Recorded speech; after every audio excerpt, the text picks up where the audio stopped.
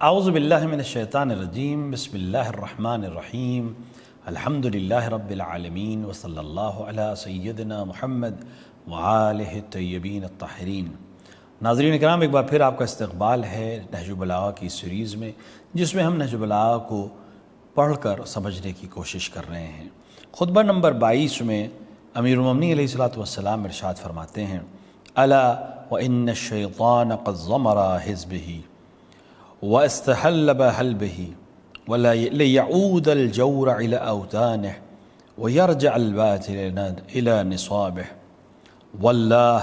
ما أنكروا علي منكرا ولا جعلوا بيني وبينهم نصفا وإنهم لا يطلبون حقا هم تركه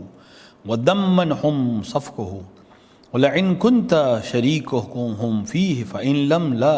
نصيبهم منه وَلَئِنْ كَانُوا وَلُوهُ دُونِي فَمَا طَبْعَةٌ إِلَّا عِنْدَهُمْ وَإِنْ عَاظَمَ حُجَّتُهُمْ لَعَلَىٰ أَنفُسِهِمْ يَرْتَضِعُونَ أَمَّا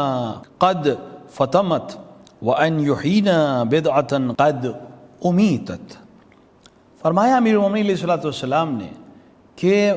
معلوم ہونا چاہیے کہ شیطان نے اپنے گروہ کو بھڑکانا شروع کر دیا ہے اور اپنی فوجیں فراہم کر لی ہیں تاکہ ظالم اپنی انتہا کی حد تک اور باطل اپنے مقام پر پلٹ آئے۔ یہ اس وقت کی بات ہے جب تیسرے خلافت کو قتل کر دیا گیا اور لوگوں نے جب امیر المومنین علیہ الصلوۃ والسلام کے ہاتھ پر بیعت کر لی تو وہی لوگ جنہوں نے تیسرے خلیفہ کو قتل کیا تھا، وہی لوگ امیر المومنین پہ یہ الزام لگانے لگے کہ انہوں نے تیسرے خلیفہ کو قتل کیا ہے اور ہمیں ان کا خون کا بدلہ لینا ہے۔ اس کے جواب میں امیر المومنین نے خطبہ ارشاد فرمایا اور وہاں پر ان چیزوں کی وضاحت کی۔ اور خدا کی قسم، امیر المومنین فرماتے ہیں، خدا کی قسم انہوں نے مجھ پر کوئی سچا الزام نہیں لگایا ہے، یعنی کوئی بھی الزام ایسا نہیں جس کو سچ کہا جا سکے، اور نہ انہوں نے میرے اور اپنے درمیان انصاف برتا ہے، کیونکہ یہ غلط بات کر رہے ہیں۔ کیونکہ تاریخ شاہد ہے کہ یہ لوگ جو آج مجھ سے خون عثمان کا بدلہ لینا چاہتے ہیں، اصل میں خود قاتل عثمان ہیں، اور تاریخ شاہد ہے کہ امیر المومنین نے کوشش کی تھی بنی ہاشم کے ذریعے سے بھی، خود بھی، کہ یہ لوگ نہ قتل کر سکیں، لیکن انہوں نے چھپ کر گھر کے اندر گھس کر اوپر سے حملہ کر قتل کیا، اور جب ان کے طرح سے نتیجے نہ نکلے اور امیر المومنین کی بیعت ہو گئی تو یہ لوگ مخالفت کرنے لگے۔ لہٰذا اس کا پورا کا جواب امیر المومنین اس خطبے میں دے رہے ہیں۔ وہ مجھ سے اس حق کا مطالبہ کرتے ہیں جسے خود ہی انہوں نے چھوڑ دیا، اور اس خون کا عوض چاہتے ہیں جسے انہوں نے خود بہایا ہے۔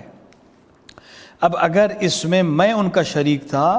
تو پھر اس میں ان کا بھی تو حصہ نکلتا ہے، کیونکہ بھائی انہوں نے قتل کیا ہے۔ اگر یہ کہہ رہے ہیں کہ میں قاتل ہوں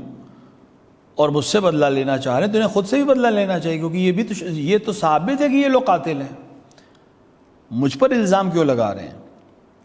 اور اگر وہی اس کے مرتکب ہوئے ہیں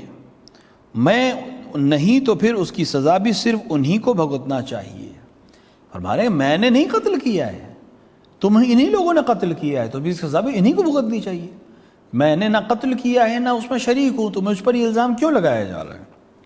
امیر المومنین فرماتے ہیں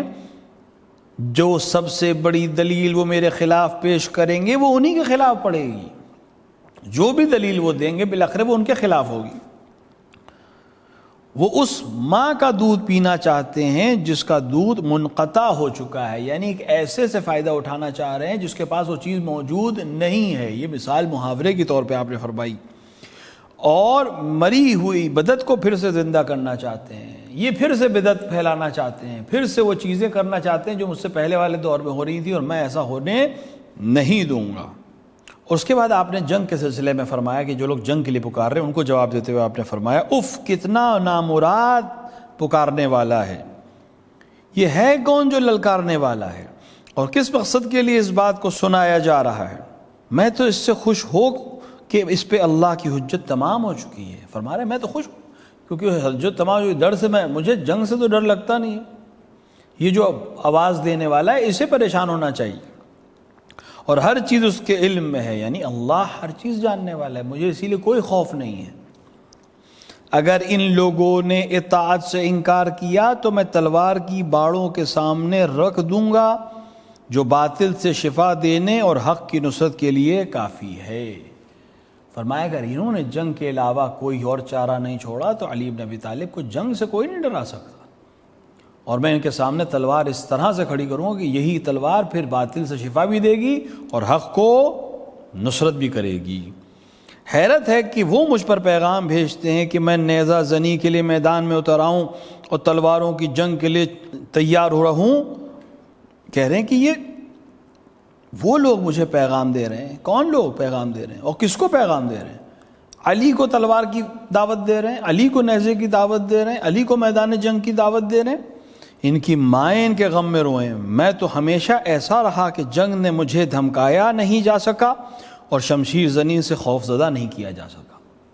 اور میں اپنے پروردگار کی طرف سے یقین کے درجے پر فائز ہوں اور اپنے دین کی حقانیت میں مجھے کوئی شک نہیں ہے۔ یعنی امیر المومنین فرما رہے ہیں کہ یہ لوگ جو مجھے جنگ کے لیے پکار رہے ہیں، مجھ پر جھوٹے الزام لگا رہے ہیں،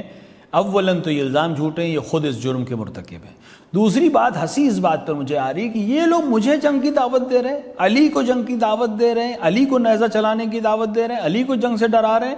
جبکہ علی کی پوری زندگی جنگ میں گزری ہے، علی کی پوری زندگی میدان میں جنگ میں گزری ہے، اور علی کو اپنے خدا پر اتنا یقین ہے اور وہ اپنے دین پر اتنا ثابت ہے کہ اسے کسی میدان میں ڈرایا نہیں جا سکتا ہے، اور یقیناً یہی حق ہے۔ اور امیر المومنین نے جنگ جمل کے میدان میں اپنے اس خطبے کو عملی طور سے ثابت بھی کیا کہ وہ لوگ جو میدان جنگ میں علی کو پکار رہے تھے اور بلا رہے تھے وہ بھاگتے نظر آئے، اور علی ہمیشہ کی طرح ثابت قدم نظر آئے۔ خداوند عالم کی بارگاہ میں دست دعا ہے کہ وہ ہمیں توفیق عطا فرمائے کہ ہم نہج البلاغہ کو پڑھ سکیں، سمجھ سکیں اور اس پر عمل کر سکیں۔ وصلی اللہ علی سیدنا محمد وآلہ الطیبین الطاہرین۔